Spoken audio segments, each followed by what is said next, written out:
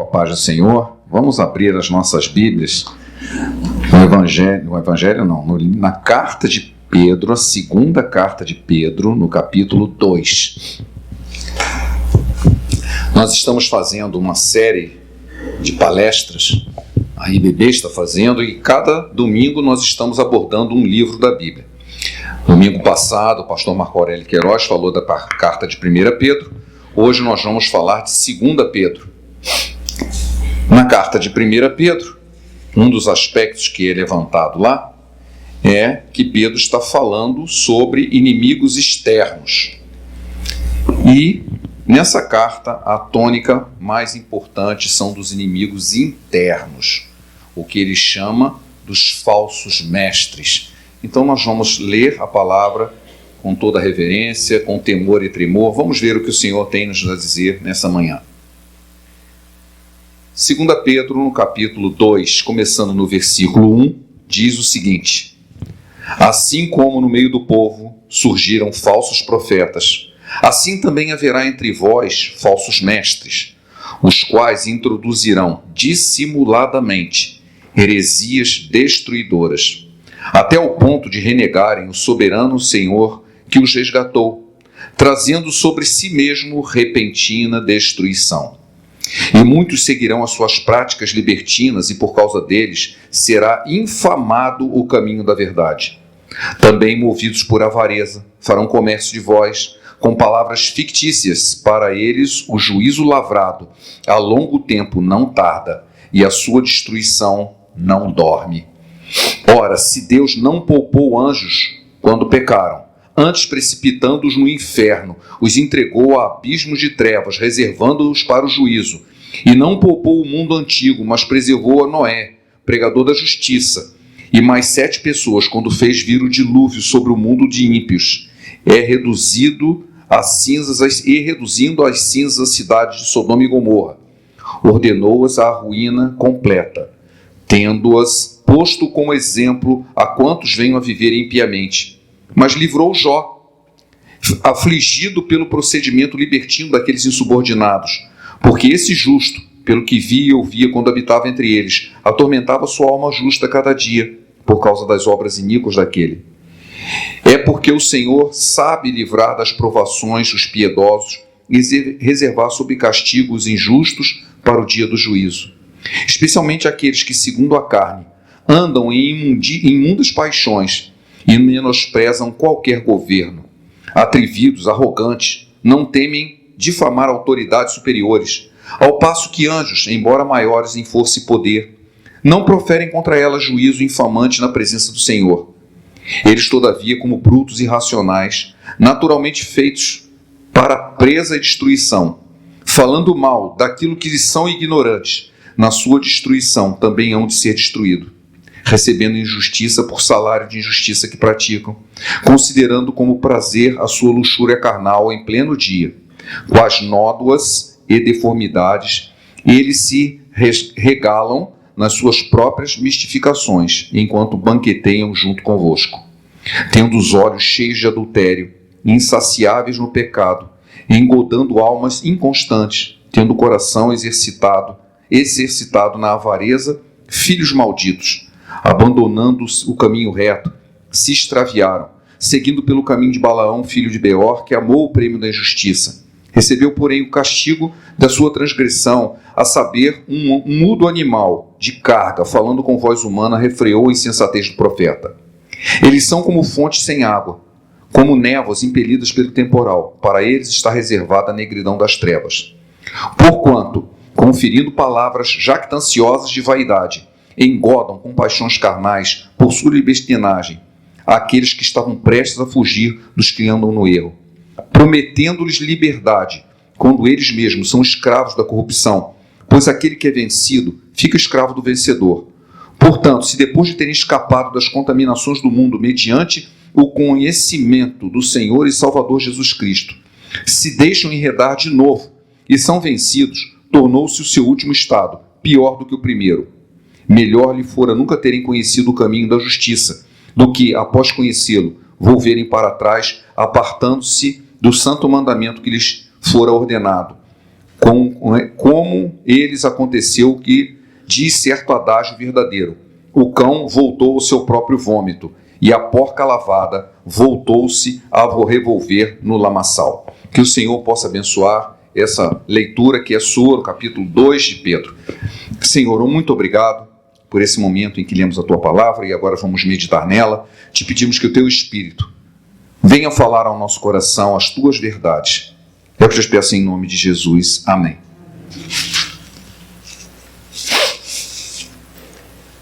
Logo no início ele diz, fazendo uma comparação a falsos profetas, ele diz que a igreja seria assolada por falsos mestres. Falsos mestres. Quem seriam esses falsos mestres? Eu acredito que todos nós aqui já estudamos, né? Alguns ainda estudam, mas nós tivemos professores ruins, não é verdade? Eu tive muitos, e todos nós aqui tivemos também. Pessoas que não sabiam ensinar, ou não tinham conhecimento suficiente para ensinar o que eles estavam se propondo a ensinar. Será que a gente pode chamar eles de falso mestre? Ou apenas de professor ruim? É um professor ruim. Mas ele tentava ensinar. Talvez não soubesse ensinar. Eu lembro de uma conversa com um aluno a respeito de um professor desse tipo. Senão, ele sabe muito, ele só não sabe ensinar. Então ele é um mau professor. Porque, afinal de contas, o problema não é só saber muito, tem que saber ensinar. Ele pode ser um grande pensador, mas é um péssimo professor, porque ele sabe muito, mas não sabe ensinar. Mas não é isso que o texto está nos dizendo. O falso mestre sabe o que quer, e ele sabe muito bem transmitir o que ele quer. O problema não é esse, não é que ele é ruim, é talvez até o pior. O problema é que ele é bom naquilo que faz, porque o objetivo dele é enganar. E veja bem, aqui fala de heresias, e a gente já estudou isso na última vez que preguei aqui. Herege significa diferente. Tudo aquilo que é diferente é herege. Então, se alguém pensa diferente de mim, ele é um herege. Mas não significa que esteja no caminho errado. Essa heresia é destruidora, é diferente. Por quê? Porque, evidentemente, existem diversas correntes doutrinárias no pensamento evangélico. E eu não vou considerar que as pessoas que pensam diferente de mim são falsos mestres só porque pensam diferente de mim. Não é esse o conceito, não é esse o conteúdo, né, do texto que nós lemos aqui. Existem diferenças doutrinárias, mas que cada um escolheu a sua por uma questão de convicção pessoal. Será que é isso que Pedro está falando? Não, não é. Há algumas características, e por isso que eu li o texto, né, foi um pouco enfadonho eu ler todo o texto de uma vez, mas aqui diz claramente as características de um falso mestre. E pode ter certeza, nós estamos cheios deles hoje em dia. Cheios. Com o advento da mídia social, é muito fácil você espalhar vídeos com pessoas falando todo tipo de coisa. A maioria é palha, a maioria é lixo. Alguns são muito bons, mas a maioria é ensino de falso mestre. Recebemos no grupo da igreja um vídeo de um dito pastor, que estava numa entrevista, né? E alguém pergunta sobre a frase de Jesus dizendo que nós deveríamos amar os nossos inimigos, ou amar o nosso próximo, e depois ele diz também amar os nossos inimigos. E ele disse que isso aí era uma coisa muito, assim, difícil de interpretar, porque amar é diferente de gostar. Bom, até aí tudo bem. Mas ele disse que Jesus permitiu que você odiasse as pessoas. Então ele quer amar e odiar ao mesmo tempo. Isso está parecendo aquela história do sujeito assim: eu quero ser diferente, mas eu não quero que ninguém me veja como diferente. Ele quer ser e não ser ao mesmo tempo. Isso é impossível. Como que alguém pode amar e odiar a mesma pessoa e dizer que está tudo certo? Isso é uma contradição. Imediatamente eu postei lá, isso é um falso mestre. Ele está ensinando, falando de amor, falando uma coisa muito bonita, com palavras bonitas, e ensinando algo totalmente díspare da palavra de Deus, um negócio que não faz nem sentido, parece conversa de maluco, né? Mas é tão bonito, nossa, que bacana, ele falou umas palavras tão legais, mas não tem sentido nenhum. O versículo 1, logo o versículo 1, ele diz que introduzirão dissimuladamente. A primeira característica de um falso mestre é que ele é dissimulado. O que significa isso? que ele vai construindo vagarosamente um conceito errado. Ele não chega e ensina tudo direto. Ele não fala assim abertamente uma doutrina falsa, uma doutrina errada. Ele constrói ela devagarzinho, com palavras bonitas, com argumentos interessantes que todo mundo gosta de ouvir. Ele é dissimulado, ele vai disfarçando a ideia que ele quer realmente transmitir. Nós vemos muito isso hoje, porque há muita troca de palavras, né? Eu mesmo costumo, não é brincar, porque isso não é uma brincadeira, é uma coisa muito séria. Você chegar e dizer, não é favela, é uma comunidade. Não mudou absolutamente nada, não sei o nome. Mas por quê? Porque isso pode ofender. Mas você não muda a realidade através da palavra. Não é porque você chamava uma coisa de uma coisa e agora muda com uma outra palavra que vai mudar a realidade.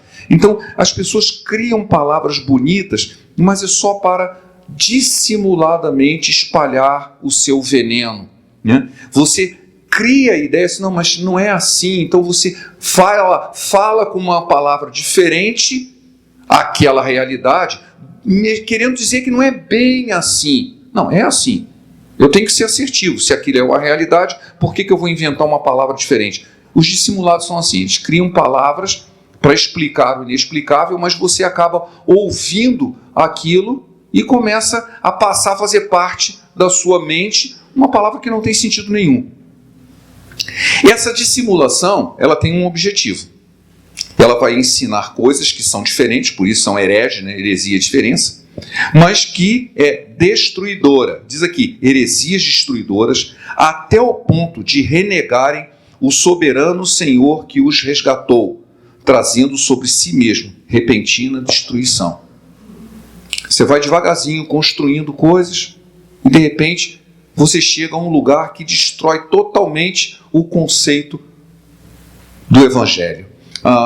Na escola dominical, acho que há 2 semanas atrás, eu falei sobre uma experiência que tive, isso na década de 80, quando eu fui a primeira vez aos Estados Unidos, foi há muito, muito tempo atrás, e eu estava assistindo um culto pela televisão de uma tal Catedral de Cristal. Era uma igreja imensa, toda em vidro, uma coisa assim maravilhosa. O culto era algo super avançado. Hoje em dia talvez não fosse tanto, mas isso foi em 1983. Então, há muito tempo atrás, o pastor ia falando e, ao mesmo tempo, havia um telão atrás dele que ia aparecendo imagens, exemplificando o que ele falava. Um auge de tecnologia. Título da mensagem: Como a fé opera milagres. Que coisa mais maravilhosa do que uma mensagem dessa? Ele não falou o nome de Deus uma única vez, nem o nome de Jesus. Ele pregou uma mensagem inteirinha sobre como a fé opera milagres, sem jamais mencionar o nome de Deus, nem o nome de Jesus. Que pregação era aquela? Dissimuladamente, ele estava dizendo assim, Deus para quê? Eu posso operar milagres através da minha fé. A minha fé é tão poderosa que se eu exercê-la de uma maneira tal, vai acontecer um milagre. Jesus para quê? Deus para quê? Nem aparece na mensagem. Quer dizer, uma igreja lotada de gente ouvindo uma mensagem maravilhosa, dissimulada, que não trazia conteúdo nenhum com o Evangelho, em que diz que nós devemos depender de Deus em tudo. Não, eu não preciso depender de nada, porque a minha fé é tão poderosa que ela opera milagres. Isso em 1983.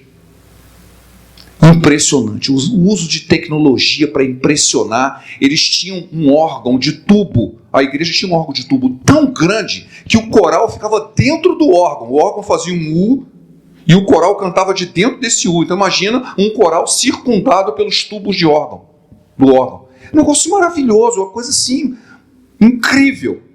Mas a mensagem era de um falso mestre, que não ensinava o verdadeiro evangelho, que estava dissimuladamente desencaminhando.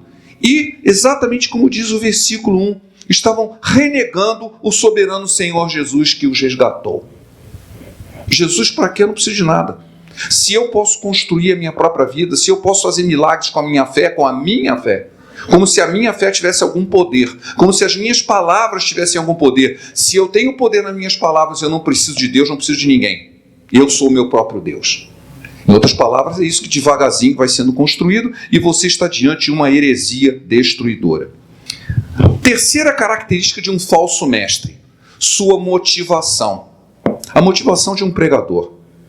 Quando a gente sobe aqui no púlpito, para quem já subiu, você teme com temor e tremor. Eu quero ser a boca de Deus. Eu quero falar o que Deus quer que eu fale. A motivação é que o nome de Deus seja engrandecido, que o nome de Deus seja louvado, que o Evangelho possa ser espalhado, obedecendo aquilo que Jesus nos disse, que vidas sejam transformadas, abrindo a porta da fé, porque a fé vem pelo ouvir e o ouvir a palavra de Deus. Então eu preciso pregá-la do jeito que Deus quer. Eu não vim aqui pregar a minha opinião, eu vim aqui pregar a palavra de Deus para que através dela o coração possa ser despertado pela fé, porque a Bíblia diz isso. Não é um truque que um psicólogo idealizou ou que alguém bolou uma estratégia de marketing e não sei o que para influenciar as pessoas. Isso tem mesmo. Isso tem mesmo. As propagandas da televisão, é tudo feito para influenciar você. Mas aquilo que um pregador prega, ele deve ser aquilo que Deus deseja para que o Espírito Santo toque o coração das pessoas e fé seja manifesta, uma fé salvadora, uma fé transformadora.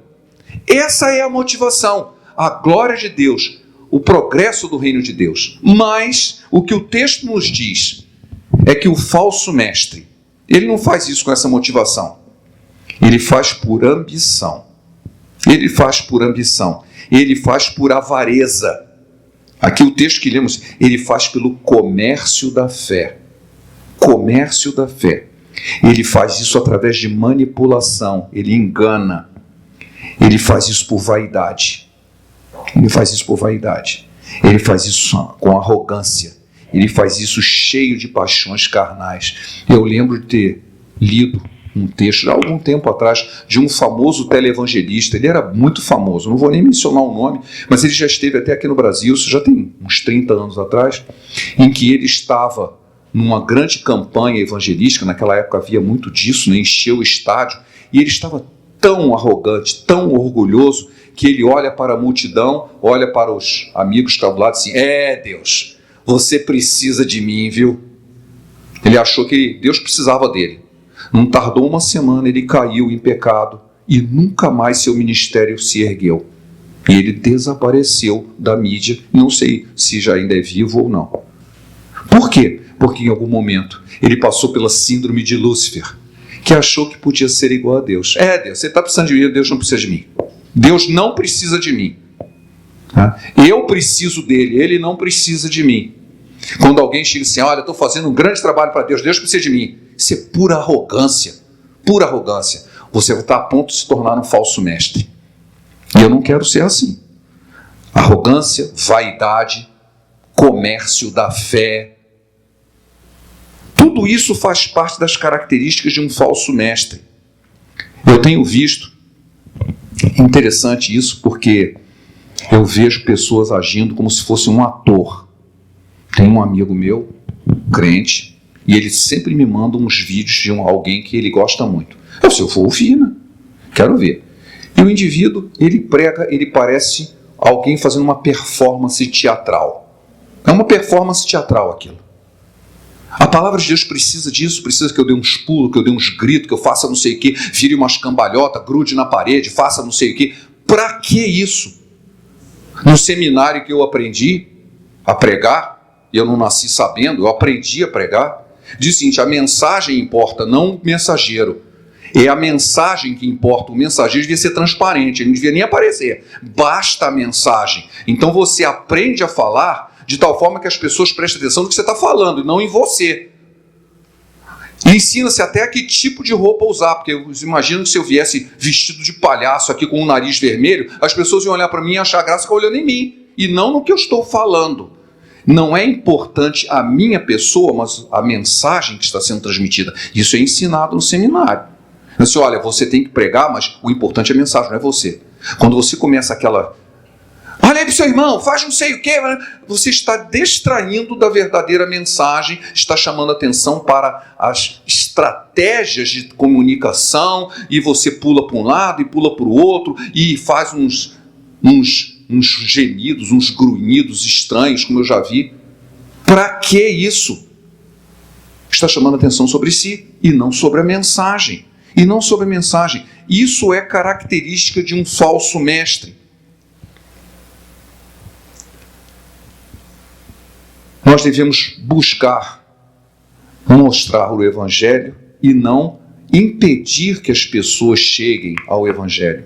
Porque, além dessas características que se coadunam com as virtudes do Evangelho, o objetivo não declarado dessa gente é afastar as pessoas que estão buscando fugir do erro. É o texto que eu acabei de ler. Veja o que diz o versículo 2. E muitos seguirão as suas práticas libertinas, e por causa deles será infamado o caminho da verdade. Você tem visto gente que se diz crente e que está infamando o Evangelho? Bom, é só isso. Eu ia dizer, abre o jornal. Não existe mais jornal para abrir. Olha a internet, né?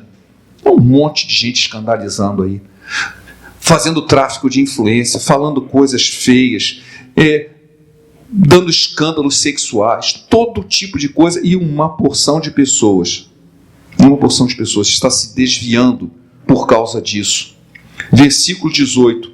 Porquanto, proferindo palavras jactanciosas ou arrogantes de vaidade, enganam com paixões carnais por suas libertinagens aqueles que estavam prestes a fugir dos que andam no erro. Aqui que está o verdadeiro motivo disso. Um motivo que talvez a própria pessoa não esteja percebendo. Ela está impedindo que aquela pessoa que estava fugindo do erro, se aproximando do Senhor, alcance seu objetivo. Ela permanece no erro, achando que está deixando o erro. E não está se perpetuando nele. Essas pessoas estão sendo instrumentos do diabo. Não adianta querer falar uma palavra assim, não, como disse o pastor aqui uma vez, assim, as pessoas não têm mais pecado, elas têm um problema. Aquilo que eu falei assim, olha, é um jeito de dissimular as coisas. Você olha, você sabe o que você está sofrendo? Você está sofrendo pecado. Uma vez a Maitê me falou com uma amiga dela, família cheia de problemas, todo tipo de problema. Eu assim, você acredita que existe uma maldição na minha família? Aí vieram me perguntar, eu falei, existe. Existe uma maldição chamada pecado. É a maldição do pecado. Se você deixar ele, a maldição desaparece. A pessoa quer atribuir alguma outra força que não as suas próprias atitudes o que está acontecendo de errado. Pecado, não tem um pecado. Ela está fazendo, não, ela tem um problema.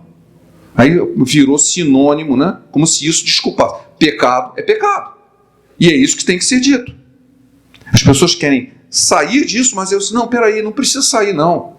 A gente tem um outro caminho, tem uma outra maneira de ver. A gente pode recontar essa história. Está muito em moda isso, que a Bíblia precisa ser reinterpretada. Aquilo que a Bíblia diz que é pecado não é bem assim, entendeu? Não é bem assim.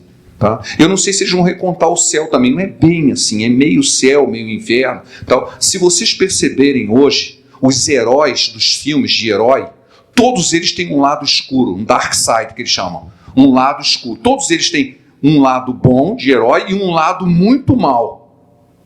O que isso está transmitindo? Né? Aquele herói que o cara é cheio de virtude e que ele deixa os pecados dele, não existe mais. É legal ter um lado podre, um lado escuro, um lado maligno e ao mesmo tempo um lado bonzinho. Né? Nós vemos isso nos nossos heróis. Jogador de futebol, ele apronta todas, mas ele joga bem bola. O cara é um canalha, não vai não, mas tudo bem. Mas e aí? Ele não é uma pessoa só, ele tem um lado negro e um lado bom. Né? Um dark side, um lado escuro do negócio. Isso aí por que escuro? Porque está escondido. Mas era escondido, agora está mostrando, você está mostrando tudo aí e dizendo que é válido. A gente está validando algo que não podia acontecer.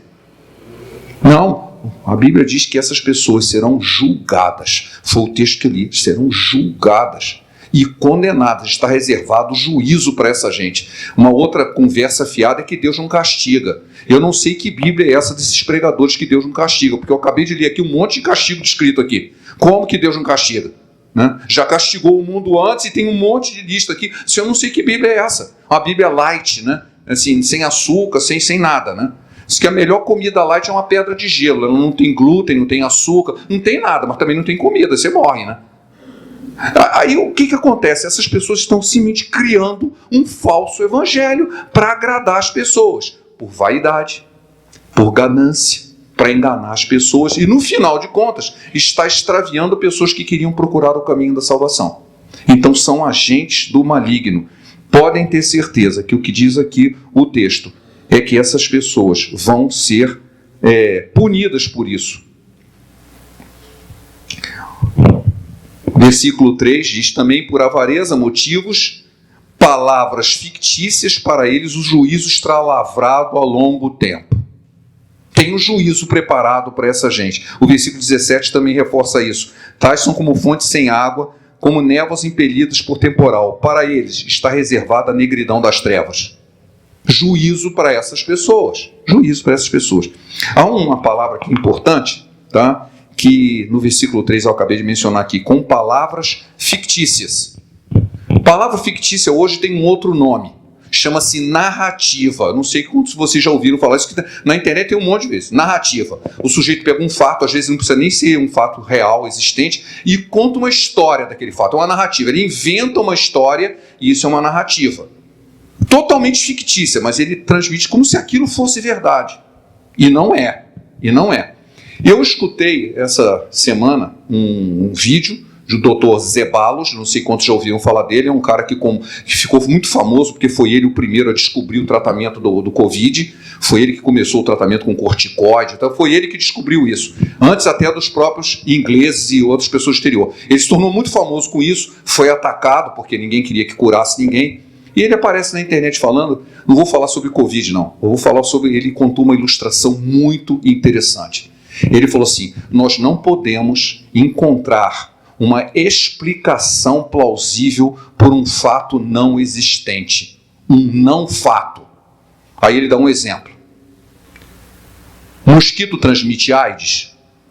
É fácil explicar. Ele morde, pica alguém que está aidético, ele leva o sangue no seu biquinho, tem um vírus lá dentro, ele vai e pica outra pessoa e transmite AIDS.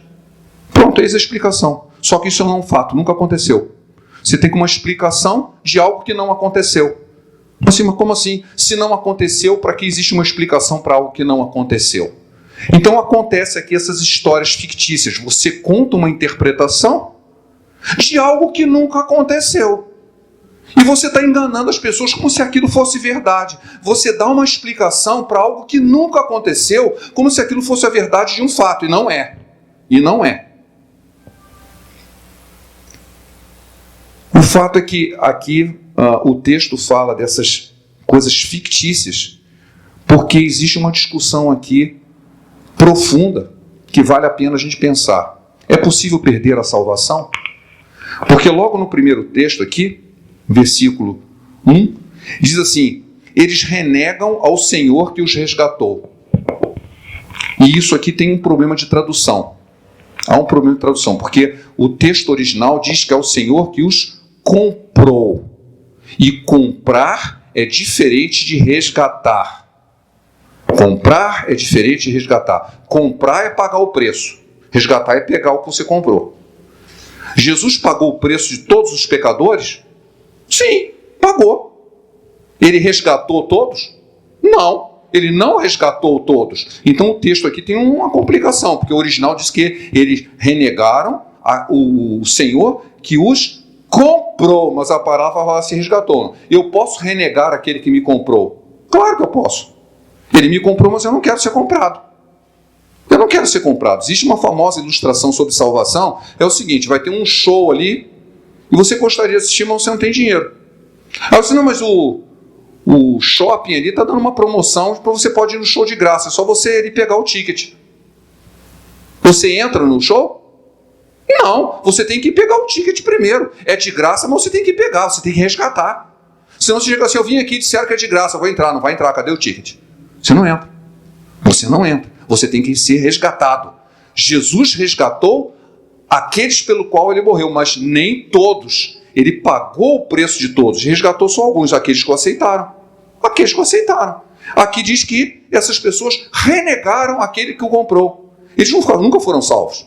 Então não é essa história assim: o cara estava salvo e perdeu a salvação. Ele nunca foi salvo. Porque ele nunca foi resgatado, ele foi só comprado. Todos foram comprados, mas nem todos foram resgatados.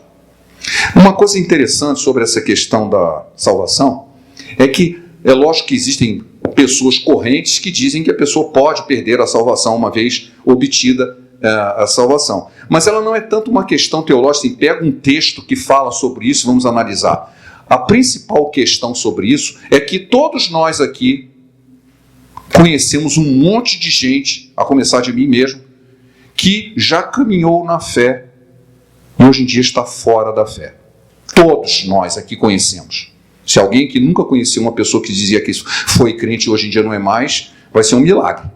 Tá? Alguns até pregavam. Eu presenciei pessoas que pregavam e pregavam bem e que hoje em dia estão totalmente fora da presença de Deus. Aí a pessoa, se essa pessoa perdeu a salvação, essa é a questão. E não precisa nem ler nada na Bíblia. Você vê assim, tem alguma coisa errada.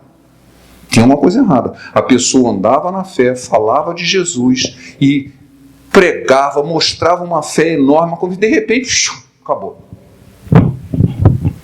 E uma coisa que eu notei também, e eu coloco isso para os irmãos meditarem, é que de todas as pessoas que eu conheci que se afastaram, eu nunca vi alguém dizer assim, eu estive salvo e agora voltei a ser perdido. Você já viu alguém falar isso? O cara se afastou de Deus. Ele dizia que era salvo. E aí ele se afasta de Deus, e agora? Você estava salvo e voltou a se perder? Eu nunca vi ninguém dizer isso, nunca.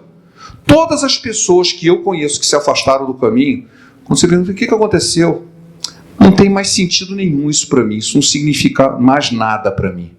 É isso que a pessoa diz. Eu não consigo mais crer e aquilo não significa mais nada para mim.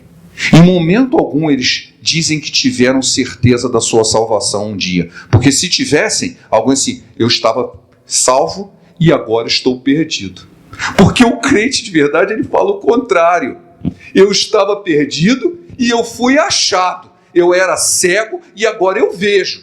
Eu andava nas trevas e eu fui transferido para o reino do Filho do seu amor. É isso que um crente diz. Uma verdadeira criatura fala isso. Assim, olha, sabe uma coisa? Eu já fui salvo. E eu agora voltei a estar perdido. Eu nunca vi uma pessoa dizer uma coisa dessa. Se você chegar para ela e dizer assim, o que aconteceu? Eu disse, não faz mais sentido para mim. Eu não consigo mais crer. Aí a questão assim, será que essa fé algum dia o salvou? Será que ele desnasceu? Porque ele está vivo na minha frente. Jesus disse, olha, para entrar no reino de Deus você tem que nascer de novo. Aquele que nasceu da água e do Espírito pode morrer? Essa é a pergunta. Se você nasceu da água e do Espírito, você não morre. Porque você teria que matar aquele que, que te deu o dom da vida. Como assim? Isso não é possível, mas é possível que você esteja num processo e esse processo seja interrompido e ele não foi completado. Jesus pagou o seu preço, ele te comprou, mas não te resgatou. Você não se permitiu ser resgatado. De algum momento, houve uma volta. E eu acho que é nessa hora que os falsos mestres têm uma atuação muito grande. Assim, pessoas que estão se aproximando para o caminho da salvação e eles colocam um atalho, assim, ó, dá uma desviada por aqui, dá uma desviada por ali, e a pessoa perde o caminho. São, na verdade, por isso que são dignos de juízo, porque estão não apenas indo para o inferno sozinhos, estão levando os outros para ir junto com eles. Há uma semelhança muito grande entre o que está escrito em 2 Pedro, aqui no capítulo 2, e o que está em Mateus, no capítulo 7, dos versículos 20 a 23. E aí são palavras de Jesus, não são palavras do apóstolo Pedro. Ele diz aqui, nem todo aquele que me chama Senhor, Senhor, entrará no reino dos céus. Muitos naquele dia virão e dirão, Mestre, em teu nome nós expulsamos demônios, em teu nome nós profetizamos, em teu nome nós fizemos muitos milagres. E Jesus disse, apartai-vos de mim, nunca vos conheci. Apartai-vos de mim, vós que praticais a iniquidade. É muito interessante esse texto porque Jesus não contesta em momento algum que eles tenham falado em nome dele, que eles tenham profetizado em nome dele, que eles tenham expulsado demônio em nome dele. Ele diz, eu não te conheci, você fez isso, mas eu não te conheci. E o motivo é o quê? Você pratica a iniquidade. O apóstolo Pedro aqui, nesse texto, ele fala a mesma coisa. Olha a vida das pessoas. Você quer saber de um falso mestre? Olha a vida dele. Uma árvore boa não pode produzir maus frutos. Nem uma árvore ruim produzir bons frutos. Eu faço questão de dizer uma coisa porque eu já tive uma discussão com isso com uma pastora e ela disse que uma árvore boa podia ter maus frutos mesmo. Ela não entendeu o que Jesus quis dizer. Não é que uma laranjeira não possa produzir laranja azeda ou laranja bichada. É que laranjeira só produz laranja, ela não produz jaca. O que ele quer dizer é que uma árvore que produz fruto bom, o fruto vai ser aquele bom. Não é um fruto venenoso. Porque a árvore que produz fruto venenoso só vai dar fruto venenoso. É isso que ele está querendo dizer. Uma árvore boa produz bons frutos. Uma árvore ruim produz maus frutos. Se é fruto venenoso, ele vai ser sempre venenoso. Não adianta ele ser bonito. Nossa, mas ele está cheiroso, mas é venenoso. Ele sempre foi venenoso. É isso que Jesus está dizendo. E ele está dizendo que quem pratica a iniquidade não foi resgatado. Foi só comprado, não foi resgatado. Apartai-vos de mim, vós que praticais o mal. Vocês praticam a iniquidade. Ora, nós precisamos ver o que esses falsos mestres fazem. Desviam do caminho aqueles que queriam chegar à salvação. Essas pessoas estão passando por crentes, têm todas as características de crente, mas o próprio Senhor Jesus, eu não conheço essa gente.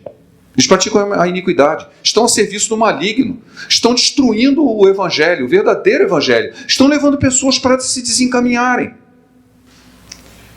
Como é que a gente consegue descobrir isso, hein? Aí tem uma ilustração muito simples, que é a ilustração da nota falsa. Como é que você sabe se uma nota é falsa? Se eu trouxer aqui uma nota de qualquer moeda aqui, não precisa ser de reais não, porque de real é mais fácil. Eu trago uma nota de dólar aqui e mostro para você. Como é que você sabe que ela é falsa?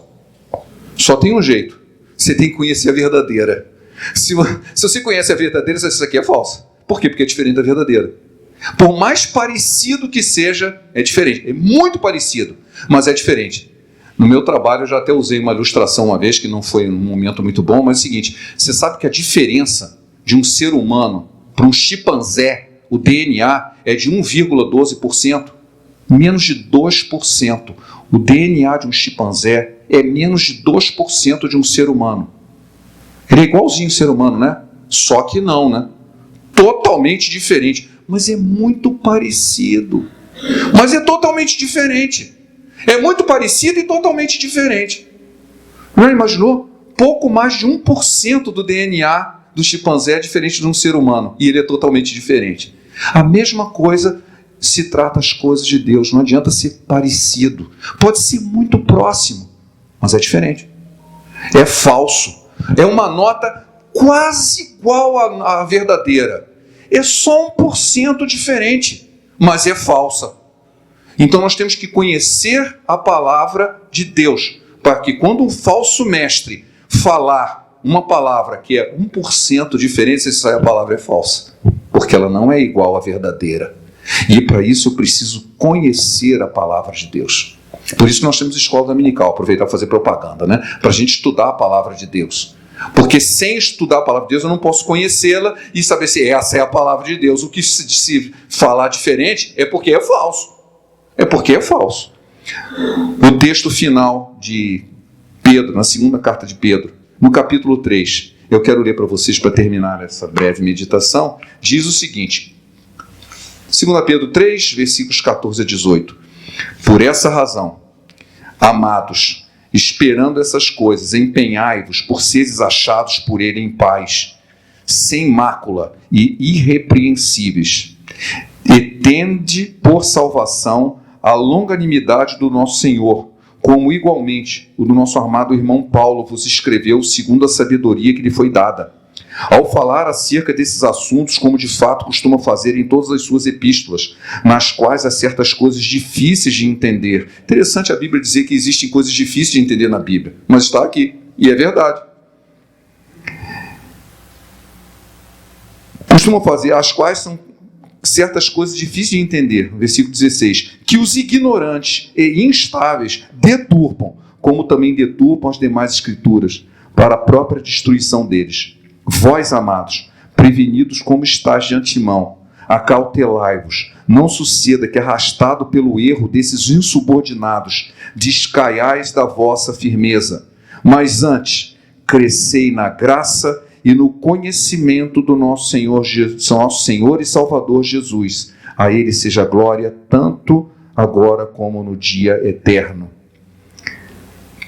crescer na graça e no conhecimento do nosso Senhor e Salvador Jesus. Se eu estiver sempre crescendo na graça e no conhecimento, eu não vou cair na conversa de falsos mestres, não é verdade? Mesmo porque além de Senhor, Ele é meu Salvador.